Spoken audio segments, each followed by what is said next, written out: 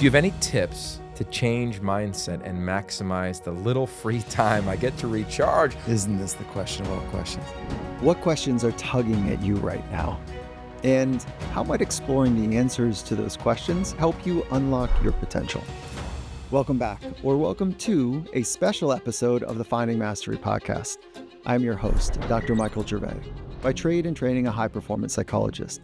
And this week, we're turning the microphone around. Instead of diving into mastery through the minds of our remarkable guests, we're going straight to you for another Ask Me Anything episode. What can we do as a healthcare worker? What frameworks or practices would you recommend? How do you maintain a sense of self-worth? You've submitted deep and thoughtful, vulnerable questions about life, performance, relationships, and navigating the complexities of the human experience.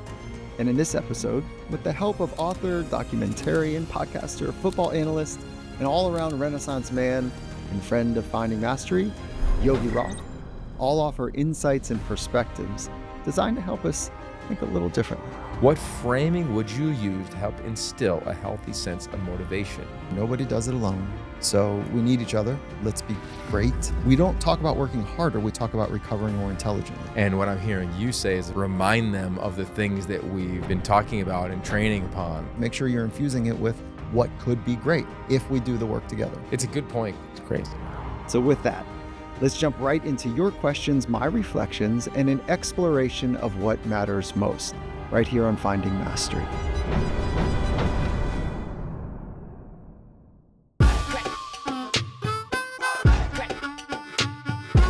Yogi, this has been, I can't wait to do this with you. Like, the AMA series are really fun for me. And it's a little different doing it with you because of our history, of our friendship, and who you represent in my life, and as well as what you understand when it comes to helping people be better. And so you're deeply steeped in the football world, and it's a great working laboratory to understand humans. So I'm so stoked to do this with you. Yeah, me too, man. 2009, we met at LA Live in downtown LA. It was a long time ago. I remember having dinner with you that evening, and that birthed an incredible friendship, man. And was that the dinner that you introduced me to Coach Carroll as well? Yeah. Okay. So that's where, but we knew each other before that. That wasn't our first dinner. We knew each other before that. Okay, I don't remember that. Yeah. To me, yeah. I got 2009 LA Live exhausted Yogi sitting next to Mike and you being like, you're spent, right? And I was like, no, I'm fine. I'm good. Right, you don't judge me. And I feel it. Right, yeah, that's right. You came out with some fire. Yeah, but I do remember AMAs because all football season, when I'm on the road, I'm in Nebraska, I'm in Ohio, I'm in Pennsylvania, I'm on the other side of the country as we sit in LA, I would listen to your AMAs. And it was really cool because I would always compartmentalize it either in the world of performance or parenting. One of the two buckets. So I'm so curious to hear what your community has to say with these set of questions we have today and where they are when they hear it. Because I bet if I listened to one of those now, maybe I'd be in a different place. I'd put it in a different bucket and how it would hit on me. Cool. Well, hold those two buckets because I think it's a huge part of our community. And so sometimes I think more like coaches and athletes, and or I think about the executives that that are friends that I'm trying to help. So stay in the lane. Let's see. By the way, our community is really smart, so these questions are hard. And thank you everyone for submitting the hard questions. So let's get into the first one. Okay, this is very thoughtful, and this is gonna, I think, reflect a lot of people who are listening because we all have dealt with this, me included, maybe you at some point. This comes from Bhakti. How do you maintain a sense of self-worth in a room full of high achievers without feeling overwhelmed by regret for not having tried harder in the past or feeling insignificant for not having accomplished as much as those in the room? First of all, your delivery is phenomenal. Thank you. So thank you for 18 years on TV, baby. Here we go. Thank you for that. All right. The things that sing out, I'm going to ask you to read it again for me, but not yet. The thing that sings there's two things that sing. One is it gives an excuse to talk about self-worth and these kind of self-dash concepts.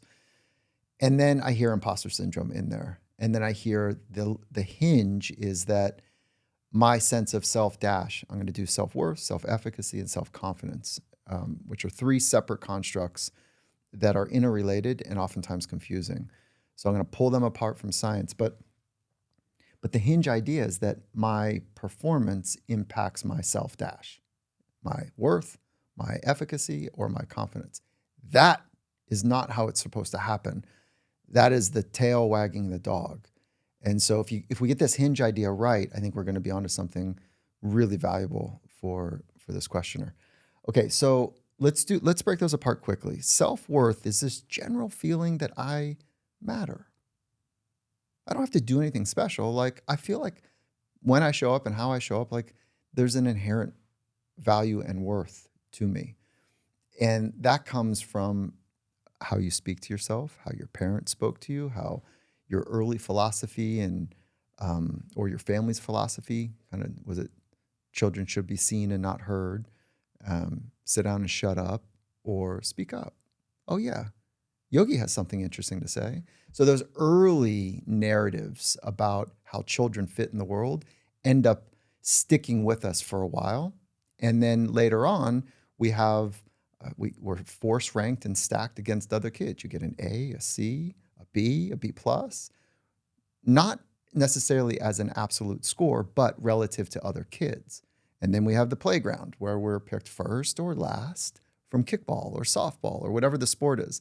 So there's a lot of comparison stuff that happens early on, which can build or chip away at self-worth. No matter what it is, right? No matter what those mechanisms are, it is your responsibility to build it. Okay. If you're listening to this, you're probably an adult or a young adult. The show is not designed for kids. So it's your responsibility to build your self-worth. Or rebuild. Yeah. Well said. Thank you. Now let's do self-efficacy. That's that sense of like, I feel powerful. Yeah. Efficacy is a fancy psychological phrase for power. That means like, I feel like I can make an influence in the spaces that I'm in. Okay. That comes from what you say to yourself. It comes from the philosophy of your parents, all those things I just said. And it is your responsibility to build it or rebuild it. Yeah. And then the last is self-confidence, which is this idea, confidence is more transient. So confidence, what do I mean by that? It's state specific and it's constantly shifting. And confidence is based on my interpretation of the challenge in front of me mapped up against my internal skills. So if I can love that challenge and I go, yeah, I think I can get that thing done, I'm favorable in confidence. If I say, oh my God, I don't think with all my internal skills, with all my technical, physical, mental skills, I don't know if I can that's too big for me. Maybe I shouldn't. Confidence is getting reduced.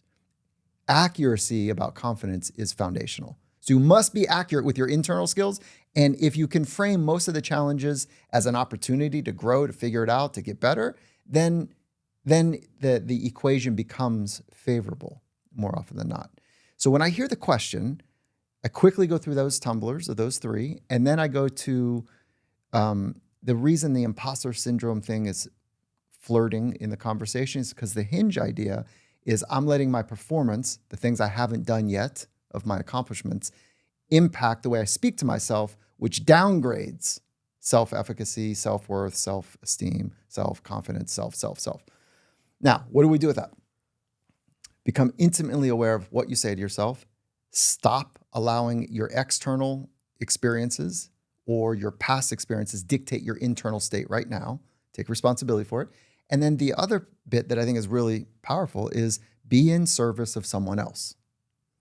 So early on, when I did a bunch of public speaking early on, and I would get nervous.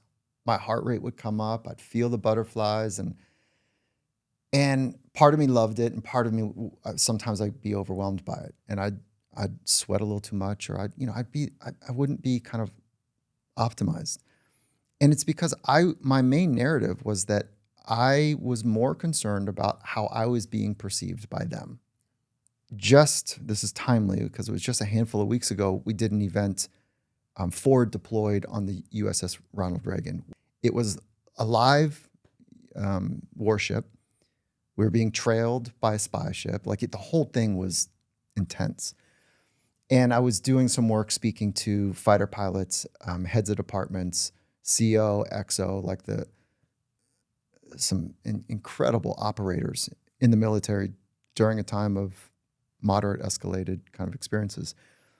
One of my Finding Mastery folks leans over and goes, are you nervous? Because I'm going to go speak in front of a couple thousand on the bay hangar, the Ronald Reagan. With a spy jet just kind of peering in on Yeah, you. you saw some of the pics, right? It was amazing. And so my immediate reflection was, I feel responsible. So there's been a shift somewhere in my life that I'm illuminating now for others, is that I felt responsible for the time and that they were giving us. I felt responsible to offer something of meaning. So I needed to be in service of them. And when I'm in service of another person, I kind of fade away from the equation, and I'm no longer doing the self-anything. Yeah. So I'm doing the pour into others, if there's that mechanism. So there's a couple hinge ideas, I think, embedded in here. When I read this question, Bhakti, great question, I imagine when you walk into a conference room or you pull up to an event, let's just say you're on a sales team, you roll into a fancy hotel and maybe your car isn't as nice as everybody else's that you see in the lot. And you're like, whoa. Then you go in, you're like, oh, I know maybe they're managing millions and millions of dollars of accounts and I've got a couple $100,000s of dollars of accounts. And I think there's an easy world where all of a sudden it's, whoa, I don't belong here. Like, how am I going to figure this out? How am I going to fake it? How am I just going to either kind of find my way and I want to say like slide into the shadows versus stand up? And what I'm hearing you say is almost like front load how you talk to yourself on your way there. Are there a couple other tools that you might offer like in advance of an environment you're going to walk into and be like, very cool. I know that I already don't feel I belong. Like when I go around NFL people, I feel that way. I'm like, I'm the college guy. What do I know? But I got to like find processes to navigate that. Yeah, that's very cool, Yogi. So I think first and foremost, it'd be important for somebody to know what their natural response is when they feel small. Is it to fade away, or is it to become a little bit more arrogant and chippy? So when people tighten up, what is the response? So I would first and foremost go know what your response is, and then make some sort of promise that you're not going to let the external world, whatever it is, the car you drive, whatever it is, dictate your internal experience. I think it starts with a promise. Make that promise to yourself that the external world is no longer going to dictate my internal experience. Know what the natural reflective tendency is. Is it to get small?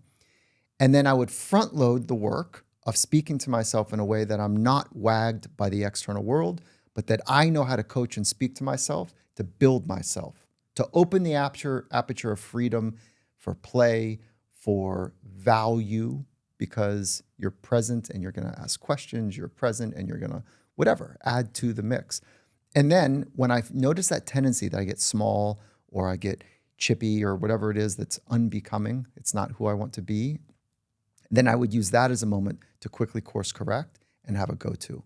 So front load the self-talk, and then in that moment when I'm not quite right, that's where I would pause, I would take a breath, and then I would be really interested in the other as opposed to what are they thinking of me? Because what we know from science is that people are thinking about themselves more than they're thinking about other people. And if you can help them think about themselves, it's like this cool little gift. There's one other element here that really hit me. And he said, quote, without feeling overwhelmed by regret or not having tried harder in the past. We've seen this with friends that are our same age. I've felt this. Maybe you felt this at times where you walk in, let's just paint a generic example. Everybody in the room owns a house except me. And I go in there and they're talking about their mortgage. They're talking about life. And I'm beating myself up for what I didn't save in my 20s, what I didn't invest in my 30s. Like that's what I heard was like, tried harder in the past. That to me felt like I'm taking shots at me. That's right. Yeah. Yeah. That's why I went to self-worth. Like and it was in the thing, it's chipping away. It's like when you do that, it's a little bit like a Band-Aid. And when you put a Band-Aid on a cut or something, it sticks. It's pretty good. And then if you take the Band-Aid off to check it, it'll go back on. It just doesn't stick as well. And then if you do that like 25 times, the Band-Aid doesn't really stick at all. And I think that that's how self-confidence, negative, critical self-confidence works, is that your relationship with yourself just stops really working the way it's meant to work. And when you chip away at yourself like that, It's like the adhesive that's keeping it all together becomes weaker. So how do you do it in that case? I mean, okay, I wrote a book on this, right? So I have, of course, a lot to say about the orientation of how you feel about yourself. Is it influenced by the external world? The fear of people's opinions is this great system inside of ourselves. At some point, you just got to be like, excuse the locker room language here. Fuck, they don't know my life. Amen. They didn't live my choices, and I'm trying to figure it out. And the choices I made when I was 20, maybe I kind of knew, but I made those choices. They're my life, and because of those choices, I have something here no one else can bring to the table. Mm-hmm. Like, are you kidding me? So at some point, it's like really being very clear that you're living your life. And if you can hold your choices with dignity, even the mistakes that you've made, they're all part of you and what you have to offer. Great. Like, I have great regard and respect for people that really struggle with alcohol and addiction and have fought that fight. They have something I can't offer. And it's incredibly powerful because that level of suffering and pain has led to an internal introspection that has been, oftentimes for these folks is incredibly powerful. Yeah, So- great episode with Ryan Leaf on that, findingmastery.com and your podcast. The book right behind me, Yes. First Rule of Mastery, you know the deal. All right, let's go to Matt. Question number 2. Do you have any tips to change mindset and maximize the little free time I get to recharge? Oh, Matt, we feel you here. He has 3 small children, a fast-paced sales job, and sometimes struggles to downshift after a busy day of work. Let's help Matt and many others on how we can change our mindset and maximize the free time that we have. Isn't this the question of all questions? Like, how do we do It Yeah, is. I know. I'll speak from personal experiences that, like, I'll actually use an analogy. If you and I are playing tennis and you're really good at tennis and I'm a beginner at tennis, we're actually playing different games, because when you see what I'm doing and I hit the ball over, you've seen it 10,000 times. You've seen it 5,000 times. You've seen that kind of hip angle, the trajectory, something like it. And your brain can do pattern recognition. And if it's really familiar, you can kind of slow down, or you can think differently, or you can course correct, or you're playing a different game. You're playing in the spaces between the spaces between the frames.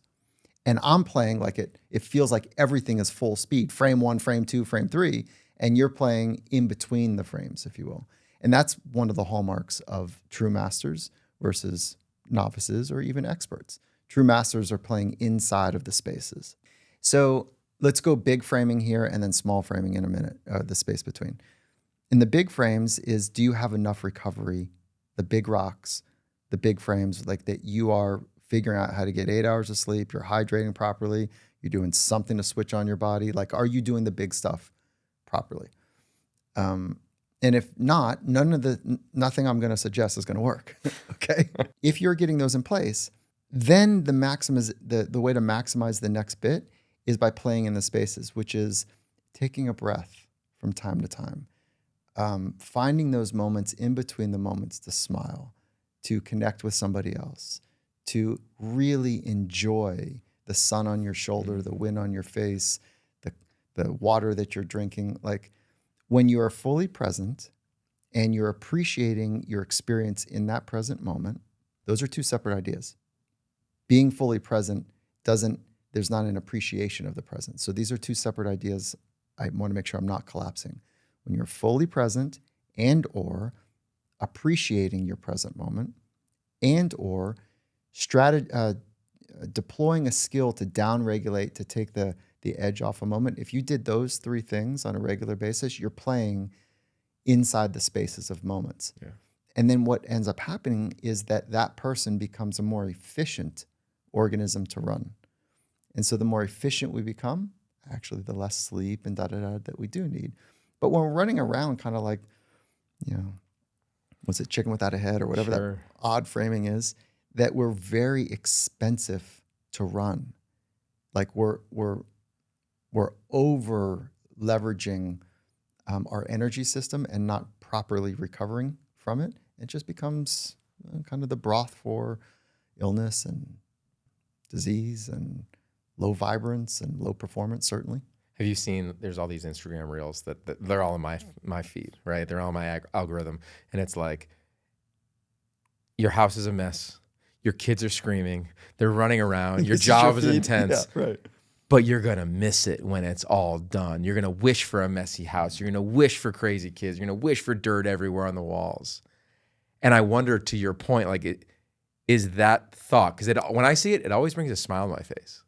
It's like, yeah, enjoy it. Yeah. Because he's talking like about truth of like, when I'm reading, Matt is exhausted. He's working his ass off. He's got 3 kids. He's got to provide. And he's just trying to recharge the battery, man. Well, that's okay. That big frame that one day later you'll miss it. It actually, okay, it can work, but you're swallowing a poison to get that thing to work. The FOMO, fear of missing out. You know, somebody else is working harder than you. It works to get athletes to train, but it's building anxiety and it's building a comparison to others. You'll miss it later, as opposed to some less sensationally dramatic narrative, which is like, remember to enjoy your time now, which would be a healthy prime. The primer of don't blow it.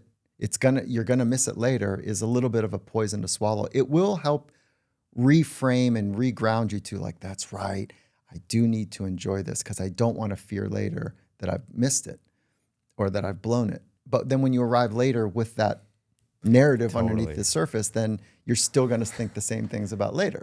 So I felt these times where, okay, the night, let's just say kids are in bed, call it 8:30, right? Don't judge me if my kids go to bed at 8:30. And I'm like, I just want to decompress. And sometimes you'll just mindlessly decompress. Yeah. You know what I'm saying? You're scrolling. Yeah. Versus like, okay, that is literally diving into the 8 hours of potential sleep and deep sleep I can get. So is there a thought that you can give Matt and all of us that it's like, hey, dude, like, be disciplined. Maybe give yourself 12 minutes of time. You know, if that's what you need to do. Like, what would you say to that? Because I think there is a natural world. It's like, can I just take a beat? I think I don't have an answer for that because I recognize that for me too. Yeah. You know, when I do have the big rocks in the container, I'm sleeping well, I'm hydrated properly, my nutrition's on point, I've got the right mobility to kind of exercise ratio, and I'm loving the challenges in my life. Those are the 4 stressors: sleep well, eat and hydrate well, move well, and stress well. When I have those in place, I feel like I'm more agile. I'm more able to feel my way and make the hard decisions to be able to be the person I want to be. So I just go there. Stress well. Yeah, that's cool. Yeah, if you do all of those things, but you're framing stress in a negative way, like, man, what? This again? Can I get a break? Why is it always? When are people going to change? Like when you're creating a narrative that is unfavorable for stress, it kind of undoes everything. Yeah. Okay, that leads into our next question. All right, let's get to Rebecca. This one is a pretty fascinating question. I'm a registered nurse who has been working in acute healthcare hospital for 15 years now. So she has got some mastery at her craft. The business, as we all know, of healthcare is rapidly diminishing the ability of healthcare workers to thrive and care for the people that they serve. She said, I see my fellow coworkers experience devastating emotional and physical traumas that seem to be brushed off as, quote unquote, part of the job. The shortages of both physicians and nurses continues to grow, and the people that need healthcare is ballooning, all while the business is cutting the essentials and leaving her workforce, the healthcare workforce, to make up for the losses so patients don't feel the pain of all the dysfunction. So that's the framework. Here's the question. What can we do as a healthcare worker to remain strong and steadfast in such a disheartening position?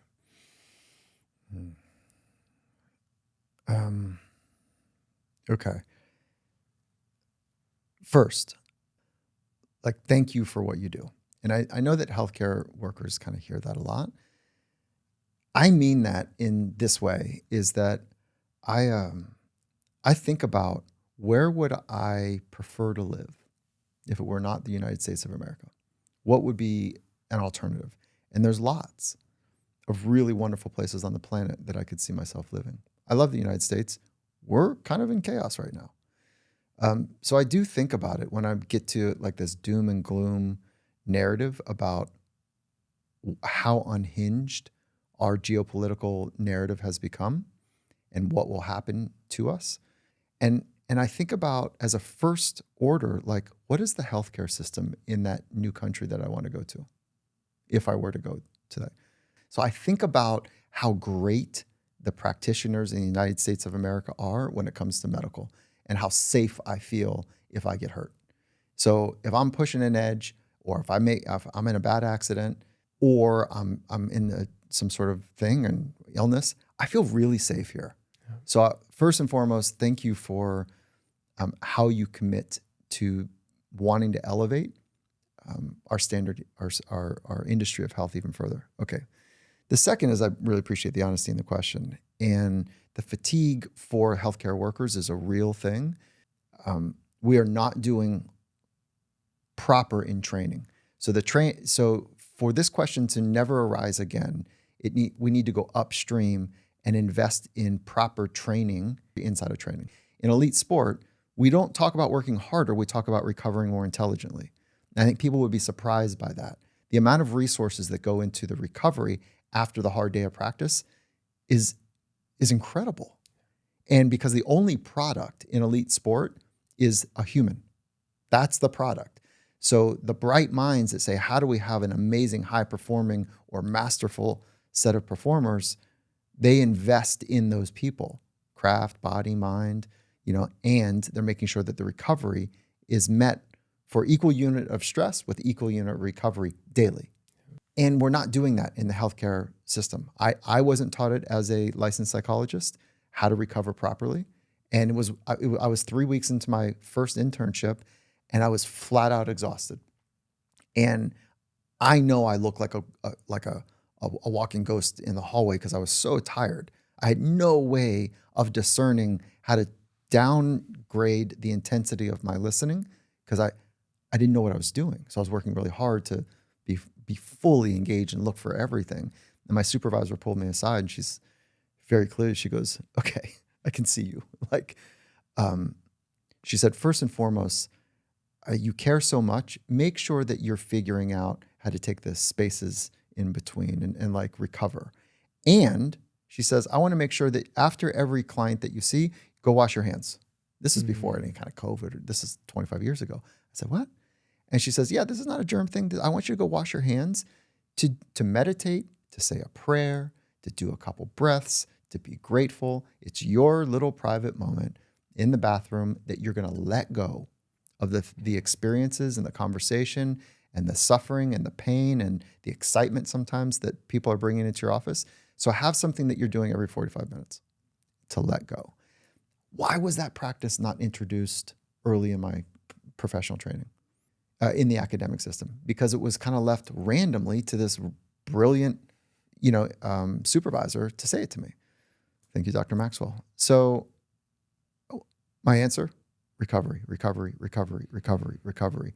How do you do it? It's not hard to understand the levers. It's sleeping proper. It's hydrating proper, like we talked about. But there's one more I want to add to it, which is when you develop psychological skills to navigate high stress environments, you're better able to be agile.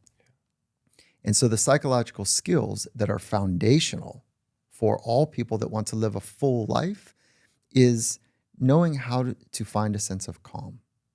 That comes from practicing breathing mostly.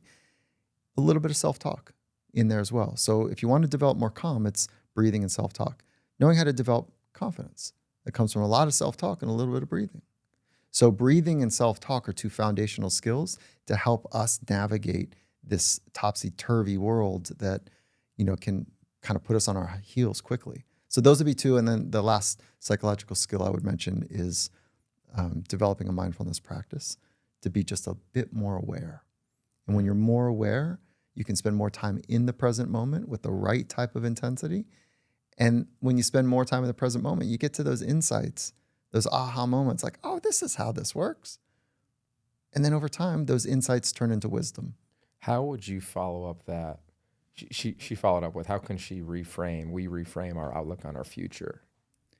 Well, yeah. So I was thinking about whether I add the fourth one about optimism. Yeah. Recovery, psychological skills, mindfulness, and then I would point to optimism. So optimism is a skill, and I haven't met a world's best that is not fundamentally optimistic. I think that's an amazing finding that I've personally experienced. I don't have any data to suggest that best in the world tend to be optimistic, but that's my personal experience. That being said, there is rich data on how optimism is beneficial for performance and for health, but I'm talking about the half performers or half percenters in the performance world. So optimism is a fundamental belief that something good's going to happen, like something good is about to take place, that there's a favorable outcome that could take place. And we train that. You can condition that. And when you're around optimistic people, by default, you become a little bit more optimistic. And if you're around pessimistic people, by definition, you would become a little bit more pessimistic. And in the healthcare fields, there can be a cynicism and a pessimism that is pervasive. It's a way of dealing with kind of the radical stressors that people feel. I would caution against like swallowing the pessimism and cynicism from others if you're really trying to have a life that is full of zest. I would caution swallowing that and even laughing with them about how bad something could be, and have a discipline to invest in your own sense of optimism, which is being disciplined to find what could be good. Using your sentences with a comma, which is you can say that the thing that's difficult or hard or stressful, comma, insert optimism tag. So difficult truth, comma, optimism tag. It's one of the ways that I help leaders in senior leadership operations invest in their culture and invest in their people, is by just about every sentence they use, make sure you're infusing it with what could be great if we do the work together in the right way. That's cool. That is, Rebecca, take that back to the group. I cannot wait, because you're right. At the core of optimism, you gave me this line years ago. It made sense. The core of optimism is resilience. You having to navigate resiliency, Rebecca. So well done in that regard. Cool. All right, let's punch out to Ohio. Okay, this is from Zach. He's a school district superintendent in Ohio. So he's working in the school district. This is his reality. He writes, "We are facing a fiscal deficit and the real threat of state funding being cut. I've always valued creating a high-purpose team environment. A few of our core values that we've learned from you, Mike, are take care of yourself so that you can take care of others and be great teammates. Any thoughts on how to sustain or enhance a high-purpose environment when the future is uncertain and tough decisions on potential reductions are possible?" First, I think I know Zach from our community because he's been very engaged. So Zach, first, thank you. I'm rooting for you. I mean, at a deficit with cuts coming, it's not an easy picture. Yeah, now is the time when those first principles and the purpose work that you've done show up. You know what's interesting? The back of it, he says, it feels somewhat inauthentic to stress core values centered on mental well-being and team as we prepare for potential reductions. Yeah, all right. So this is where you've made this leading investment in purpose, in let's say psychological skills or recovery or all the well-being stuff. Now is where you get to reap the benefit of it. So I would keep pointing at it. I wouldn't say that I'm competing to create more investment in it. I'm saying reap the reward of it right now and talk about it and point to it. And I would absolutely stand ground to make sure that those budgets don't get cut to your best ability. Paint the picture for people, So let me play this out. A, B, and C take place, and we don't have proper beds.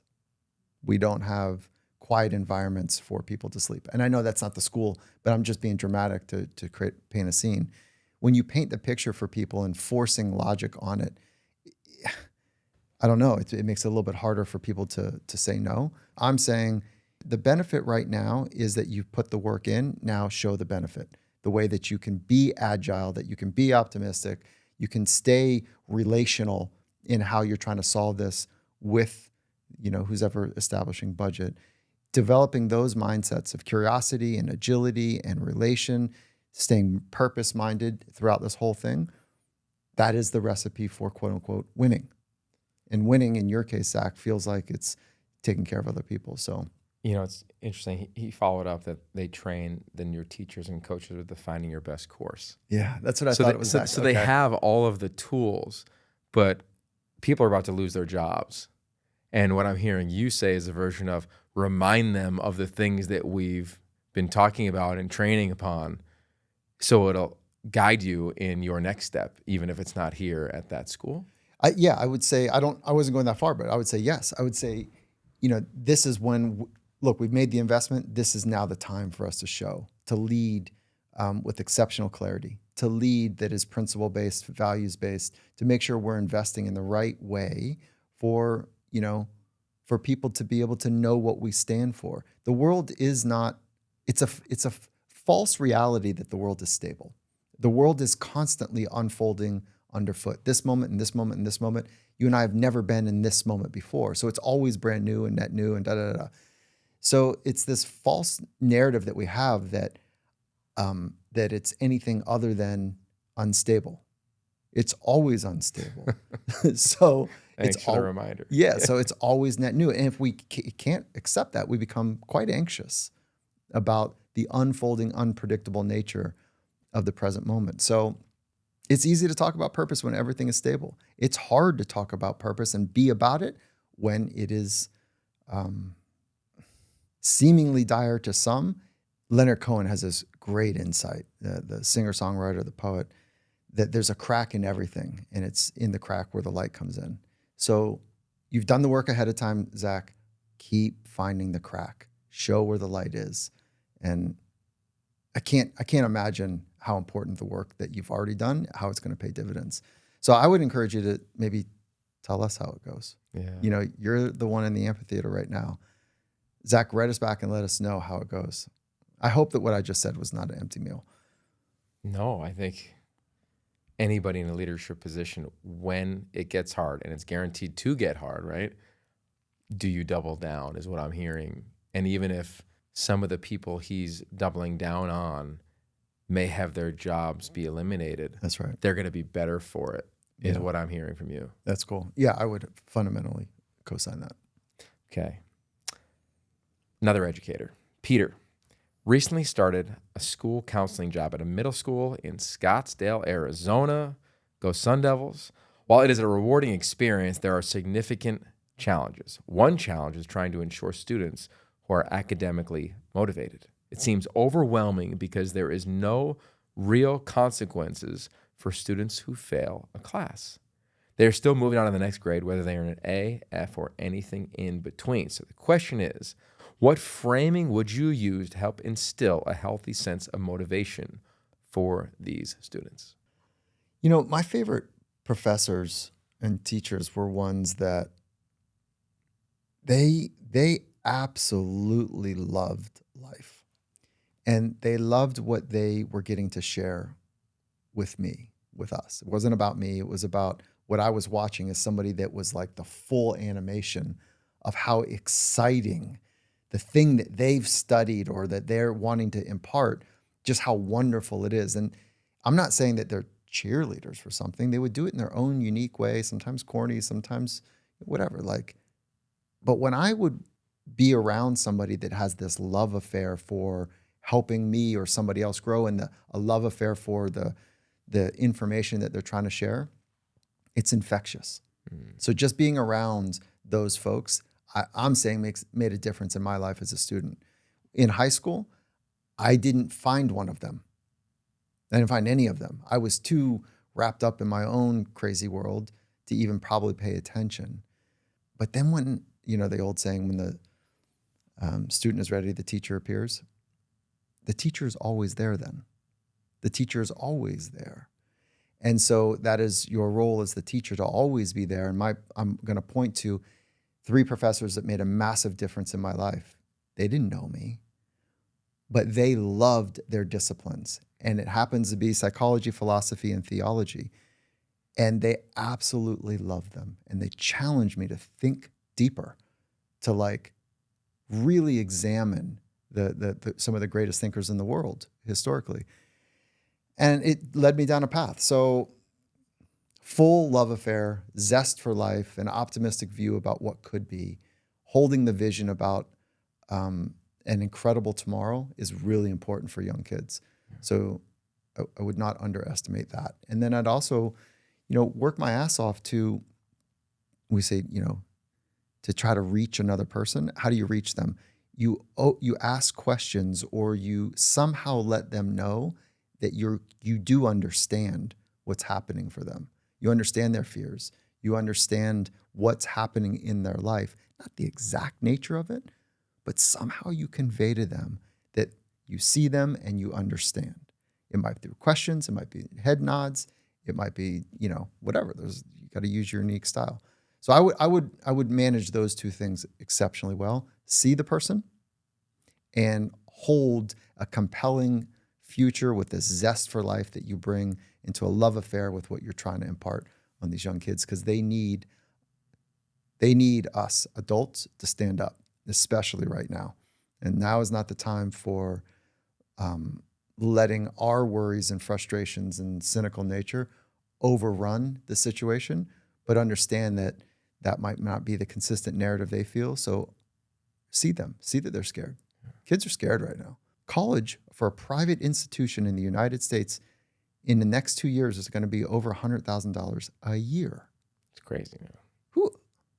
What has happened? That's $400 and maybe $40,000 a year for a 4-year education. That's unattainable. So it's a good point, because again, we don't know the scenario, but I can imagine a student knowing those numbers saying, impossible, whatever. Why do I care?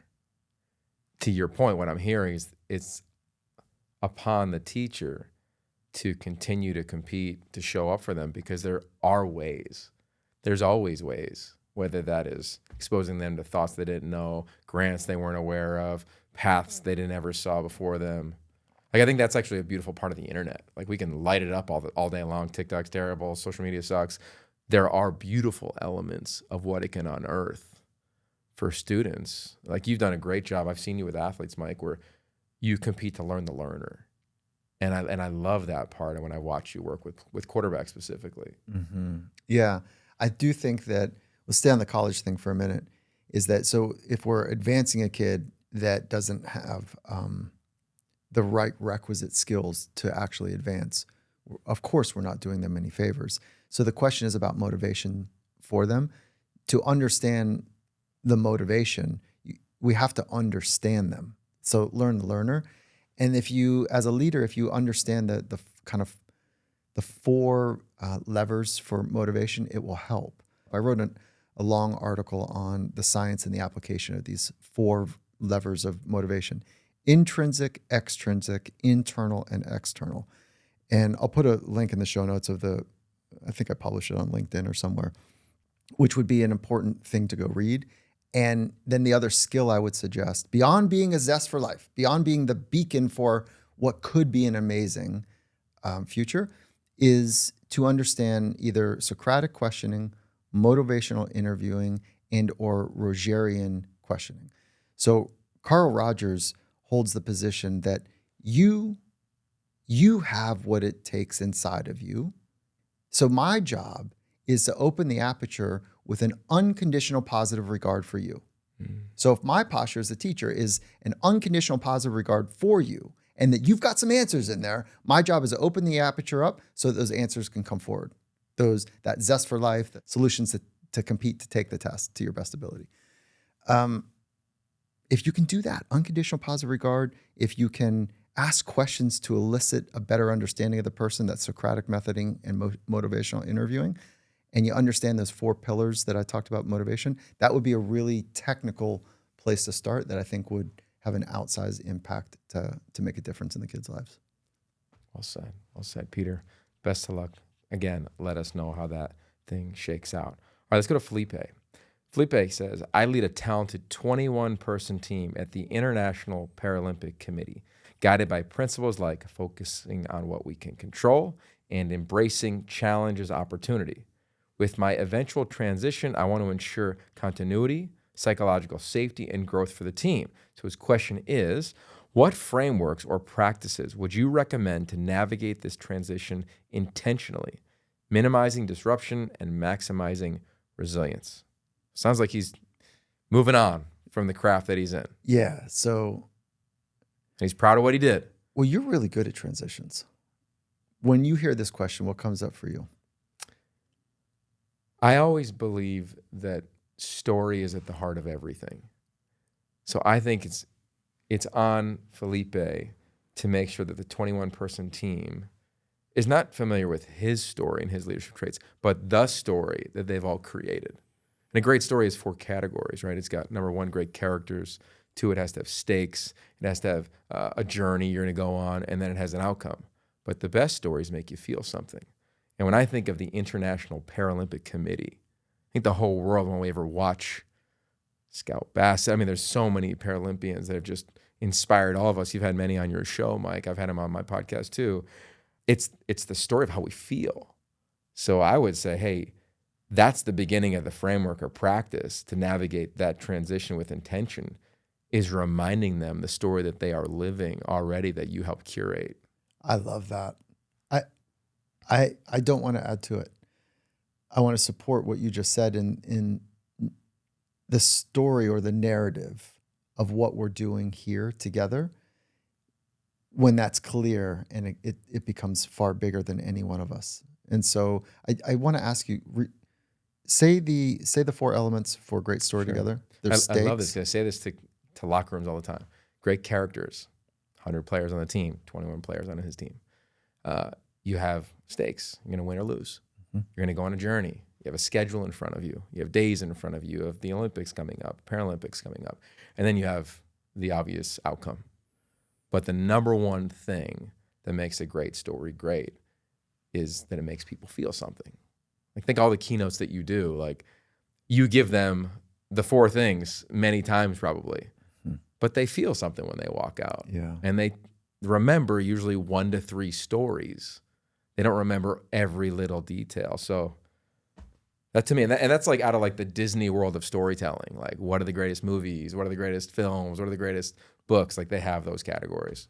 It's really cool because sometimes just naming what's happening is really important. So if you just name, like, okay, listen, we're in transition, and the story that we've created is bigger than any one of us. If you just call it out, and if the story is not clear, then there's some work maybe to do. And I'll defer to you. How would you help them develop their story if they haven't done it yet?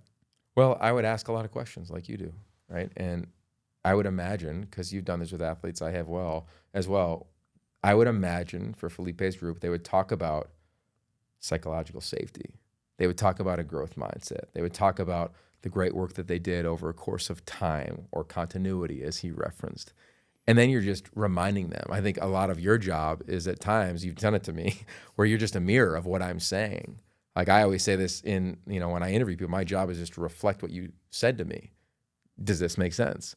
And I think that would be a tool for Felipe to use now, is to ask questions, hear their responses, and then you're framing the story of authenticity that they just said back to them. And you're almost reminding them, like, hey, you got this. You go. You got this. Look at all the things that you've done. This is amazing. Yeah, cool.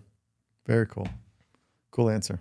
Thanks, man. Thanks, Joe. Appreciate it. That was the one that you bounced it back. I wasn't ready for that. Yeah, you weren't ready for that one. Yeah, I liked it. I liked it. Well done. But this was fun, man. First AMA. I've listened to so many. Yeah, now I get to be a part of it in the sacred space here, findingmastery.com. Let's go. Thank you for bringing your zest for life here, and then creating the space for us to muse. They're tough questions. They're multifaceted, multidisciplined, answers that I want to provide.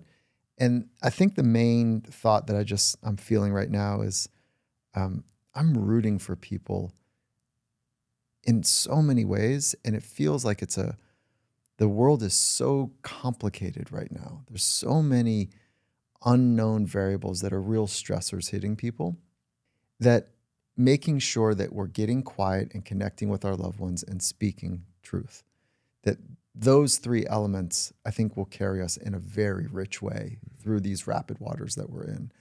getting quiet, getting connected, speaking truth to our loved ones is going to be really important. Nobody does it alone. We need each other. I am so honored to be a part of people's lives through Finding Mastery. And maybe the listener feels like, oh gosh, I'm so glad that Mike and Yogi are here for me. We also feel the same. I feel the same. Yeah. So we need each other. Let's be great. And that's as simple as the thousands of micro choices that we can make each day. Just trying to do the right one 1,000+ times a day would be a radical commitment. You said something that might paint a picture as we end this AMA session here. You said that no 2 days are alike. And you said a version of like, we have to accept that things just being kind of normal or status quo, like it's just inaccurate. And I think at first, when I heard that, you're thinking like, whoa, the world's changing. You're going to lose your job or things are going to shift. And then as I sat in, as you kept talking, I was like, we both love nature so much. Like, it's kind of beautiful to watch the wind blow differently, right? Or watch waves blow differently, or watch trees do, like, you go outside and go for a walk right now, like, tomorrow will not look like today, and the wind will not feel like it did 2 days ago. And that's a beautiful thing. And I thought of that here with life. So as it gets chaotic, you elicited that story, and I'm like, yeah, that's kind of beautiful. Like, why would I want it to be the 72 and sunny every day? Like, give me a little wind, give me a little change, give me a little something. So thank you for that. Appreciate you, Yogi. Got it, man. All right. There it is. AMA in the books right here. In the springtime, we'll be back for more findingmastery.com. That was so good. I really love this podcast. There's so much good in here. And Emma, am I correct that thinking that next up we have something from the Finding Mastery vaults? Okay. We have a big back catalogue of awesome conversations here at Finding Mastery, and sometimes so much time has passed and so many new listeners have joined us that it feels only appropriate to grab an episode from the vault and re-release it. So we're going to revisit a great conversation you had with Dr. Kelly Starrett. Yes, it's so good. He is so much fun. And did you like this one? I really did. And let's just say I was sitting a little taller and breathing a little deeper by the end of it. I know. I think he probably does that to everybody. It's really good. And you're right. We're just shy now of 500 episodes into the Finding Mastery podcast. And every once in a while, an earlier conversation calls to be brought back into the light. And that's exactly the case with this week's From the Vault episode featuring Dr. Kelly Starrett. If you heard it the first time around, it is worth a second listen. And for those who might have missed it, Dr. Starrett is a world-renowned mobility pioneer. In this conversation, we dive into why mobility isn't just for athletes, it's foundation for all of us. I can't wait for you to hear this one. It is a must listen. Whatever age, whatever level of fitness that you're at, this is one for you.